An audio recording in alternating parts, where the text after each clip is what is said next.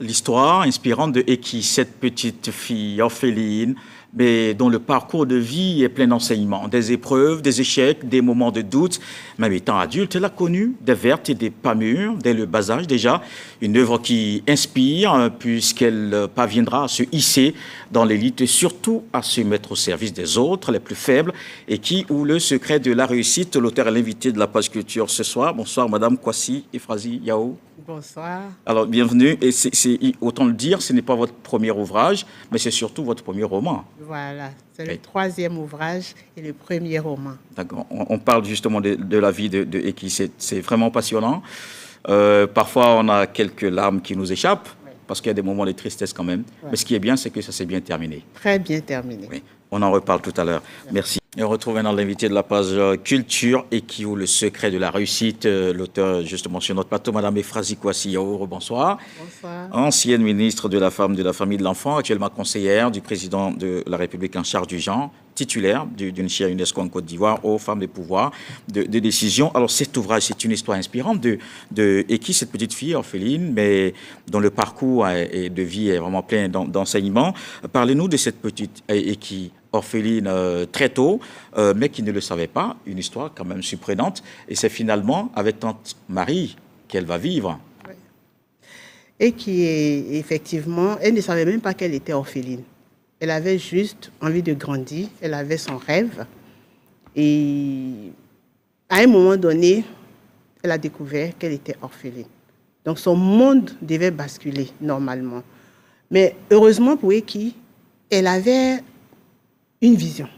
Elle avait un rêve, puisqu'elle était jeune. On ne pouvait même pas parler de vision encore. Et elle avait aussi des valeurs sur lesquelles... Déjà à cet âge-là? Oui. Mais on se dirait plutôt qu'elle a été déstabilisée. Oui, elle a été déstabilisée justement, mais elle n'est pas restée dedans. Vous voyez, c'est ça qui fait l'avantage d'Eki. C'est-à-dire, elle n'est pas restée dans cette déstabilisation. Elle a pris des valeurs comme la détermination, l'amour du prochain, l'amour de Dieu, et elle a grandi. Et aujourd'hui, c'est de ça que nos enfants ont besoin. C'est pour cela que j'ai écrit le roman Eki. Et c'est avec aussi l'appui, il faut que je le dise, de Madame la ministre de l'Éducation, qui voulait vraiment que les enfants aient ce genre de livre pour grandir dans la stabilité, dans la paix, dans l'amour. Et voilà un peu l'histoire. Justement, on va revenir aux enseignements de cet ouvrage. Déjà, on va regarder ce qu'en pensent Marina Manzan et Marthe Akissi. On se retrouve juste après. Dans son roman « Eki ou le secret de la réussite », Efrazi Kwasi Yao offre bien plus qu'un récit personnel. C'est un bouquin éducatif qui appelle la jeunesse ivoirienne à l'espérance d'un mieux-être face aux épreuves de la vie. Entre ces lignes, l'ouvrage retrace le parcours d'une adolescente orpheline, issue d'une famille modeste au centre de la Côte d'Ivoire. Avec persévérance et foi, la jeune fille parvient à surmonter les obstacles de la vie pour s'imposer comme une femme d'impact et de renommée internationale.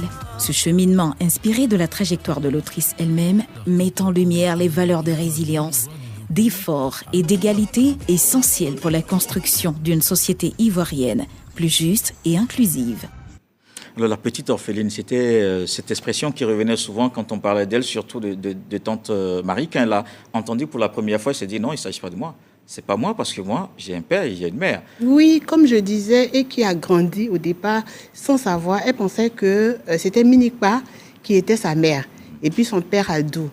Et jusqu'à ce qu'elle découvre déjà en classe de CP1, quand elle a été première, et puis sa tante a dit, voici mon orpheline. La première, elle était contente. Oui. Donc elle se dit, mais moi, je ne suis pas orpheline, j'ai un père, j'ai une mère.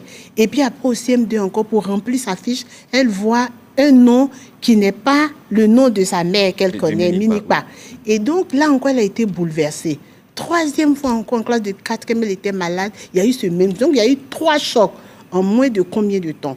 Mais Eki a pu survivre cela, comme surpasser cela. Comme le disait quelqu'un, aujourd'hui, quand un enfant, on lui refuse un croissant, il ne veut plus aller à l'école. Oui. Mais l'exemple d'Eki va l'aider à aller plus loin. Et qui est devenue, comme on l'a dit dans le reportage, cette femme d'influence et d'impact, la petite orpheline. Vous voyez un peu cette capacité de résilience-là.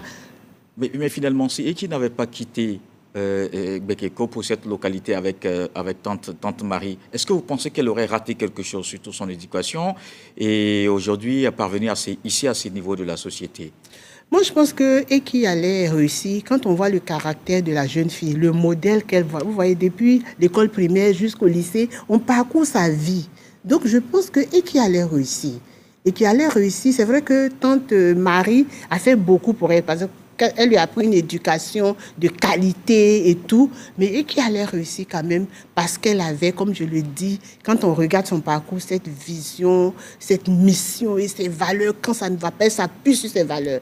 Vous voyez qu'on parle beaucoup de foi dans ce livre-là. Foi en l'homme, mais foi en Dieu. Parce que quand tu ne crois en rien, quand les moments de difficulté arrivent, mais tu flanches. Et souvent, on cache à nos enfants. Il n'y a plus de socle, en fait. Il n'y a plus de socle. Il n'y a plus rien qui retient. Non. Et il faut avoir cette foi-là et qui avait cette détermination, cette envie. Quand on a montré le livre aux enseignants, on est dans près de 100 écoles actuellement. Tu as accepté de prendre le livre en classe de 3e parce que ça a été agréé par le ministère de l'Éducation pour toutes les classes de 3e de Côte d'Ivoire. Mais même de la 6e à la terminale, les enfants doivent le lire. C'est une boussole. C'est une orientation qu'on leur donne. Et puis, c'est facile à lire. Ça. On se retrouve dedans. Il y a tellement de valeurs que chaque enfant est obligé de choisir 1, 2, 3 valeurs pour s'appuyer sur cela. On se plaît que les enfants traversent la mer pour aller de l'autre côté. On se plaît que les enfants sont en grossesse. Mais quelle est la boussole qu'on leur donne? Quels sont les repères? Et tout ça, vous avez dans Eki, dans un français simple. Vous savez que j'ai écrit Le secret d'une aventure, celle qu'on n'attendait pas au sommet, qui est mon histoire. Mais là, c'est un roman et on a travaillé 4 fois plus pour pouvoir sortir des éléments pour convaincre les enfants de lire facilement ce livre. C'est surtout, vous l'avez dit tout à l'heure, un ouvrage qui est plein d'enseignements pour les enfants qui traversent parfois des moments difficiles à l'école ou à la maison. Justement, l'actualité, c'est la rentrée scolaire qui vient d'avoir lieu. Donc, encore 9 mois, certainement pour certains qui, parfois, auront l'envie d'abandonner, ce n'est pas la bonne façon de faire.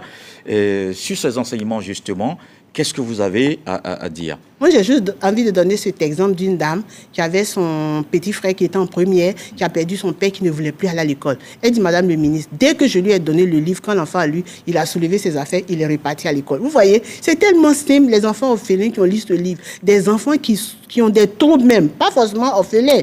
Quand ils lisent ce livre, ça change. Donc, les enseignements qui sont dans ce livre-là, ce qui est intéressant, c'est même pas des enseignements, on dit, il faut être persévérant, il faut être ceci. Non. On regarde la vie d'Eki, à chaque étape, à chaque difficulté, comment Eki a pu surmonter cette difficulté-là. Et toi, tu tires la leçon qui va t'aider à grandir. Donc, tous les parents doivent pouvoir la voir pour leurs enfants, c'est la rentrée. Et ce qui est remarquable dans cette histoire de Eki, c'est que finalement, après, quand elle arrive à ce niveau important de la société, elle s'engage au niveau humanitaire, s'engage de façon communautaire, peut-être pour apporter ce qu'elle n'a pas reçu, elle. Oui. Et qui voyait en toutes les femmes une maman. Donc, et qui avait envie de faire quelque chose pour toutes les femmes, qui représentent un peu comme des mamans pour elle. Donc, je vous ai dit qu'elle avait les valeurs aussi d'amour, du prochain. Et ça l'a beaucoup aidé. Les gens ont l'impression que l'amour, c'est une faiblesse. Non, il faut aimer, il faut se donner. Et qui était généreuse. Elle a créé des centres pour des gens, des centres de lutte contre les violences basées sur les gens. Elle a donné de l'eau à des populations. Elle a parlé de paix pour harmoniser la société. Et cette petite orpheline est devenue de renommée internationale. Et c'est cet exemple que les professeurs, les enseignants, les proviseurs devaient pouvoir donner à leurs enfants. Et je veux vraiment remercier la ministre de l'Éducation parce que, en tant que mère, quand elle a lu Le secret d'une aventure, elle a dit on veut que ça soit et c'est au programme aujourd'hui en classe de 3e. Merci beaucoup, Madame Euphrasie Kwasi, auteure de l'œuvre Eki ou Le secret de la réussite, l'invité de la page culture, effectivement plein, tellement d'enseignants et d'enseignements dans cet ouvrage qu'il faut absolument lire. Merci d'avoir été sur ce plateau. L'invité de la page culture, ce journal est terminé. Merci de l'avoir suivi. Retour de l'actualité à 23h. On se retrouve demain, Dieu le voulant.